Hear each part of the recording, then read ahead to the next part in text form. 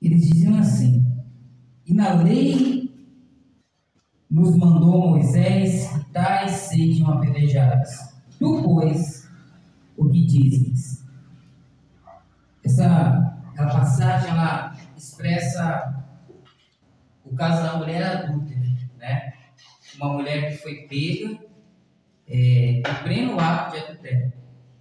E pela lei de Moisés, naquela época, naquela cultura, alguém que fosse pego assim era para ser levado em praça pública e ser apedrejado ali como exemplo para todo mundo, né?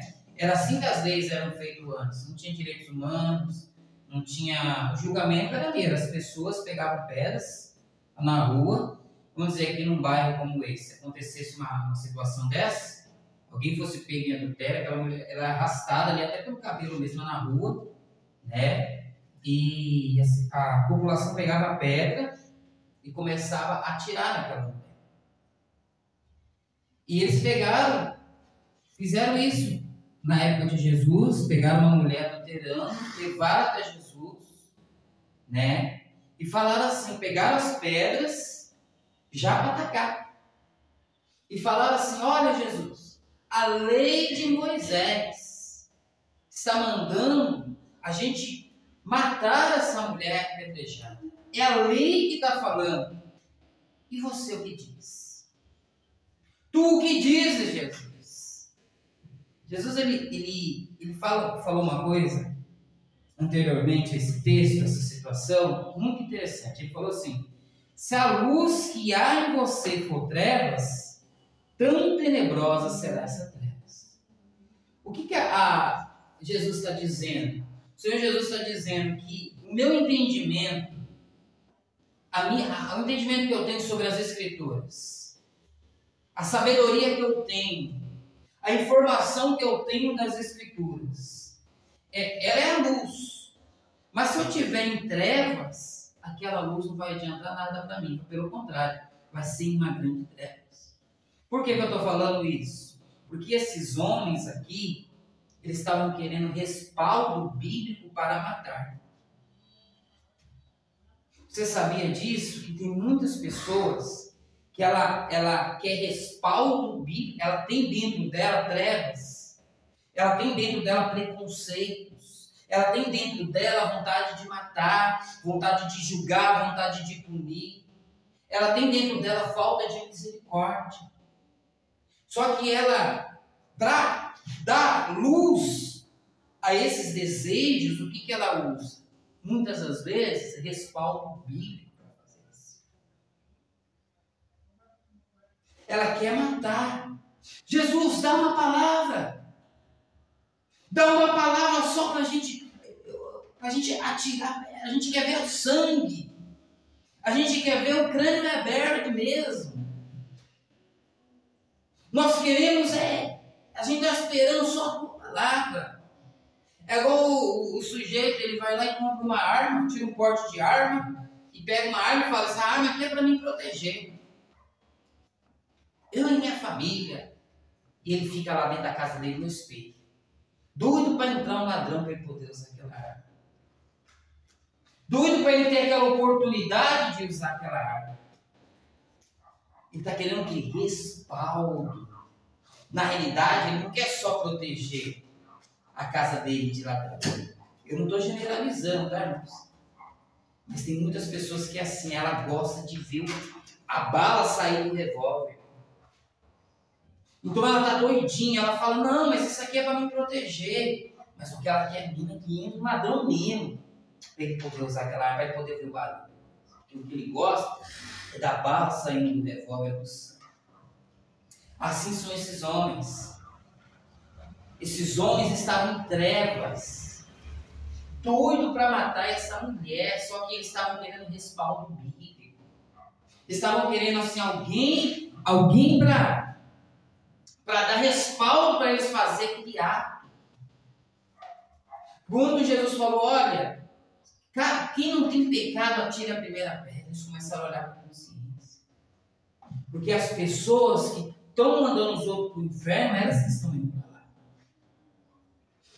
Os homens estavam querendo matar essa mulher, e a lei falava isso mesmo.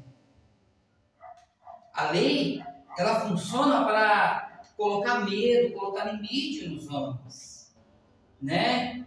Um farol, um radar, por exemplo, ele inibe mais um acidente do que uma placa, porque o radar tem multa. O cara fala, vou passar nessa placa, não vai me dar nada, mas nesse radar vai ter. Então a lei era para isso.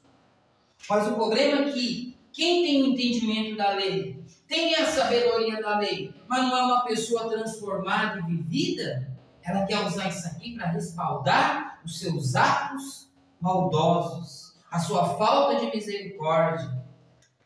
E por que eu estou falando nisso? Porque assim como a lei de Moisés fala, olha, que aquele que adulterar será apedrejado, assim o Apocalipse também fala que os afeminados não entrarão no reino dos céus, os idólatras não entrarão no reino dos céus, os feiticeiros não entrarão no reino dos céus. Coríntios também fala que os bêbados não entrarão no reino dos céus, os sodomitas não entrarão no reino dos céus. É bíblico isso e é uma verdade. O problema é que quando a gente quer usar esses versículos e fala, olha, se não se converter, você vai para o inferno, hein? Mas de uma forma, às vezes encobrindo a maldade que está em nós, a falta de misericórdia de nós. Porque quando a gente fala, olha, fulano de tal não se converter, ele vai para o inferno mesmo, a gente está fazendo igual esses homens. A gente está, na realidade, destilando um ódio respaldado pelo Apocalipse. A gente está mostrando a nossa superioridade, que nós somos de um grupo melhor, que nós somos de uma casta melhor, que nós não estamos no grupo dos bêbados, nós não estamos no grupo dos sodomitas, nós não estamos nos grupos dos ladrões, salteadores, dos idólatras, nós somos melhores do que eles. Se não se converter, vai para o inferno. Dependendo do jeito que nós falamos, nós estamos cheio de trevas. A nossa luz está sendo trevas. A gente está querendo respaldo bíblico para lançar os outros no inferno. Porque quem sabe, quem tem entendimento do que é o inferno, não manda os outros para o inferno. Se não se converter, vai para o inferno. Quem tem esse entendimento do que é o inferno, porque o mandamento de Jesus, ele fala assim, amando o teu próximo como a si mesmo. O que você quer que os outros te façam, façam primeiro para eles. Você tem que se colocar no lugar da pessoa. Você precisa entender, meu amigo, meu irmão, minha irmã, o seguinte, que a Bíblia, ela é uma espada de dois gumes. Da mesma forma, ou seja, ela tem dois cortes. Ela corta para lá, mas ela corta para cá também. Ela serve para... ela discerne as intenções do coração. Então, às vezes, a gente pregando o Evangelho, a gente pode ser julgado no meio do Evangelho. O apóstolo fala o seguinte, por causa disso eu subjugo meu corpo, fazendo o meu corpo me servir de servo, para que pregando aos outros não seja eu também condenado. Porque o perigo de você pregar o Evangelho é você ser condenado, porque às vezes você está pregando, mas o seu interior está cheio de trevas. O Evangelho tem que ser pregado. O Evangelho tem que ser anunciado. Essas pessoas, esse grupo de pessoas que a Bíblia diz que eles não herdarão o reino do céu, é bíblico, está lá. Mas a forma, a minha motivação que eu prego esse Evangelho pode estar escondida dentro de mim preconceitos. Pode estar escondido de mim prejuízos. Eu estou querendo, na realidade, respaldo para mandar os outros para o inferno mesmo. porque eu posso ser um preconceituoso. Porque quem quer que os outros vá para o inferno é o que está indo para lá, essa é a realidade. Olha esses homens, eles estavam em trevas, eles estavam ali querendo cumprir a lei de Moisés, zelosos, não, nós somos os advogados de Moisés, nós somos os guardadores da lei, nós somos os protetores de Deus, ó, nós defendemos nosso Deus. Deus não precisa de defesa, Deus sabe se defender sozinho. Nós somos guardadores da moral e da ética. O problema é o que por trás desse zelo, por trás dessa advocacia de Deus, dessa proteção da Bíblia, da palavra de Deus, o que tem dentro dela? Será que tem luz pregando luz? Ou se tem trevas pregando luz? Porque Jesus disse, se a luz que está em ti for trevas, tenebrosa será essas trevas. Então o que eu estou anunciando aqui hoje é o outro lado da moeda, não desconsiderando o outro lado. Mas o que eu estou querendo dizer é que até para pregar o Evangelho, você precisa estar sem nenhum tipo de amargura e sem nenhum tipo de preconceito. Porque muitas pessoas pregaram o Evangelho com preconcepções, com acepções de pessoas. Há quem diga que o Holocausto, onde foi os alemães, o Hitler, ele liderou um assassinato em grupo, né? Dos judeus, respaldado no livro escrito por Martinho Lutero, que falou que os judeus não reconheceram Jesus, então não merecia ser reconhecido também. Porque muitas pessoas, para seus atos de maldade, elas querem respaldo. Então nós precisamos tomar cuidado, que quando nós pregamos, e temos que pregar sim, primeiramente a gente olha para nós. Aí entra aquela frase que o Senhor Jesus disse, né? Você quer tirar o cisco do olho do seu irmão e não vê a trave que está no teu olho. Será que eu estou anunciando o Evangelho, mas eu estou de boa mente? Ou eu estou por trás dessa pregação do Evangelho? Eu não estou aqui com trevas, com angústia, com depressão. A palavra de Deus diz lá em Hebreus assim, ó, que nenhuma raiz de amargura venha brotar sobre vós e vos prive da graça de Deus. Nós estamos sujeitos até a amargura, nós estamos sujeitos até preconceito dentro de nós, a se achar alguém superior por ser batizado, superior por conhecer a palavra de Deus. Mas, irmão, então como eu devo pregar o Evangelho? Pregando o Evangelho de boa mente. Sabe como que Jesus lidou com a Bíblia? Eu aprendo a Jesus assim. O diabo falou assim, olha, transforme essa pedra em pão. Né? Porque está escrito. Mas Jesus disse, mas também está escrito só de pão, nem só de pão viverá o homem. Pule desse pináculo do templo, porque está escrito que Deus dará ordem ao seu respeito. Jesus disse, mas também está escrito, não tentará o Senhor teu Deus. Olha, está escrito lá em Apocalipse, que os idólatras não entrarão no reino do céu, que os mentirosos não entrarão no reino do céu, que os bruxos... Isso mesmo, está escrito mesmo. Mas também está escrito que o Senhor faz misericórdia de milhares de milhares. Está escrito mesmo que vai ter um grande, que nem todo mundo entrará no reino do céu, é bíblico. Mas também está escrito que Deus amou o mundo de tal maneira que deu o seu único filho, para que todo mundo creia e não pereça, mas tenha vida. Está escrito, mas também está escrito.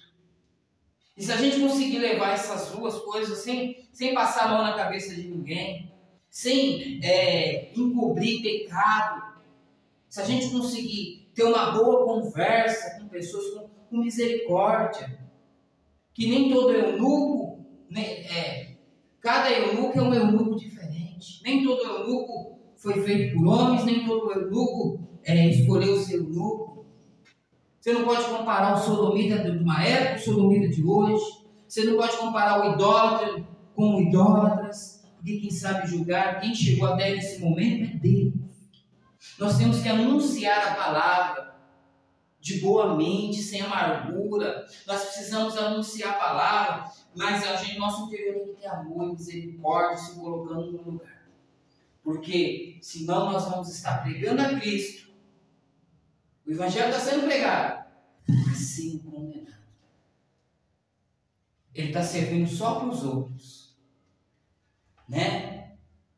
Como aquela história, médico cura a si mesmo, mas para nós não. Então a palavra que eu quero dizer para nós, nesta manhã, vamos anunciar o Evangelho.